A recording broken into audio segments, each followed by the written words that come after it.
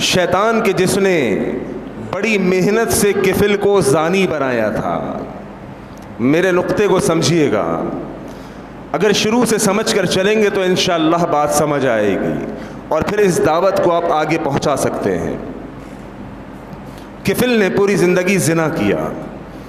شیطان نے کفل کے اوپر بڑی محنت کی، بڑی محنت سے کفل کو زانی بنایا، اور کفل نے ایک دفعہ اپنے اللہ کے آگے ہاتھ اٹھایا اور گناہوں سے توبہ کی، اللہ نے سب معاف کر دیے۔ نہ صرف معاف کر دیے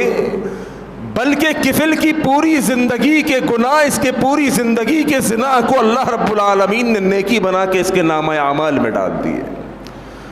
شیطان کی تو کمر ٹوٹ گئی، شیطان سوچنے لگا یار پوری زندگی محنت کر کے میں نے اس نوجوان کو زانی بنایا اور اس نے اللہ سے توبہ کی اور اس کے اللہ نے اس کے گناہوں کو معاف کر دیا،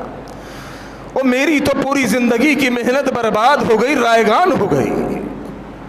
کہ میں محنت کر کے آدم کی اولاد کو زانی بناتا ہوں، جواری بناتا ہوں، شرابی بناتا ہوں، سود خور بناتا ہوں، اور اس کو ایک دن احساس ہوتا ہے کہ یار مجھے بھی تو مرنا ہے، مجھے بھی منومن مٹی تلے دفن ہونا ہے، مجھے میرے اپنے دوست رشتہ دار اندھیری قبر کے اندر دبا کر چلے جائیں گے، پھر میں ہوں گا، میرے اعمال ہوں گے، اللہ رب العالمین کو اپنے ایک ایک گناہ کا مجھے حساب دینا ہوگا، اور بدلے میں اگر اللہ نے مجھے سزا دے دی، اللہ نے مجھے قبر کا عذاب دے دی، اللہ نے مجھے جہنم میں پھینک دیا، اور میری تو ہمیشہ ہمیشہ کی بربادی ہے۔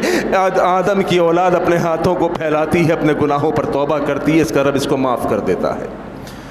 شیطان کہتا ہے کہ میں کہاں جاؤں،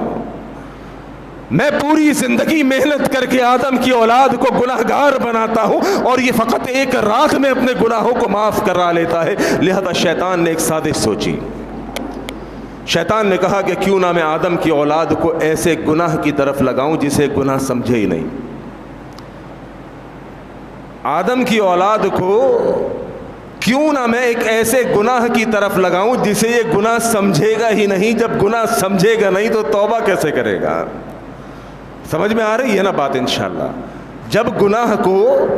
گناہ سمجھے گا ہی نہیں تو پھر توبہ کیسے کرے گا؟ جب بغیر توبہ کے مر جائے گا تو سیدھا جہنم میں جائے گا۔ شیطان کی تو پلاننگ اور سازش یہ ہے نا، اللہ کے آگے کھڑے ہو کر اس نے قسم اٹھائی تھی کہ میں آدم کی اولاد کو جہنم کے رستے پر چلاؤں گا،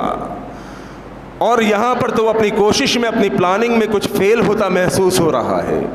کہ برسہ برس کی محنت کے بعد کسی کو زانی بنایا، کسی کو شرابی بنایا، کسی کو جواری بنایا، اس کو احساس ہوا، اس نے اللہ سے معافی مانگی، اللہ نے معاف کر دیا، اس کا خاتمہ بالخیر ہو گیا،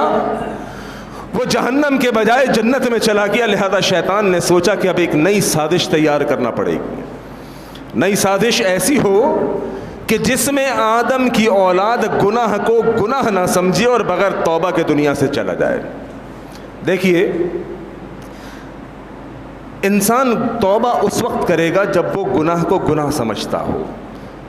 تجربہ کر کے دیکھ لیجئے گا، بڑے سے بڑا کوئی زانی ہو، شرابی ہو، جواری ہو، اگر مسلمان ہے، کلمہ پڑھنے والا ہے، اس کے دل کے اندر یہ ملال ہوگا کہ میں مسلمان ہوں، میں نمازوں کو چھوڑتا ہوں، اگر مر گیا تو کیا ہوگا؟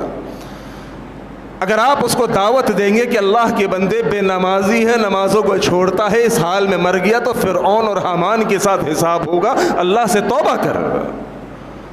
امید ہے کہ وہ ایک دن نمازی بن جائے گا، اپنے گناہوں پر اللہ سے توبہ کر لے گا، چونکہ وہ نماز کے چھوڑنے کو گناہ سمجھتا ہے۔ ایک شخص شراب خور ہے، شراب کی عادت ہے، لیکن کلمہ محمد کا پڑھتا ہے صلی اللہ علیہ وسلم، آپ اس کو سمجھائیں گے اللہ کے بندے کیا کر رہا ہے، شراب پیتا ہے، اللہ نے حرام کیا ہے۔ امید ہے کہ ایک دن اس کو سمجھ آ جائے گا کہ یار میں مسلمان ہونے کے باوجود شراب پیتا ہوں، میں مسلمان بھی ہوں اور شراب بھی پیتا ہوں، مسلمان بھی ہوں، زنا بھی کرتا ہوں۔ ہو سکتا ہے ایک دن اس کی زندگی تبدیل ہو جائے، وہ اپنے اللہ سے توبہ کر لے۔ لیکن ایک ایسا شخص ہے جو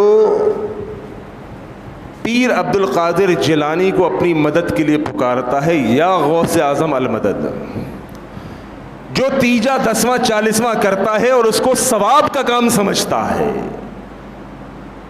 جو غیر اللہ کے آستانوں پر جا کر اپنی جبین نیاز کو جھکاتا ہے، اپنے ہاتھوں کو اٹھاتا ہے اور قبر والے سے دعائیں التجائیں کرتا ہے، آپ کبھی اس کو سمجھا کر دیکھیے گا، آپ کے گلے پڑ جائے گا۔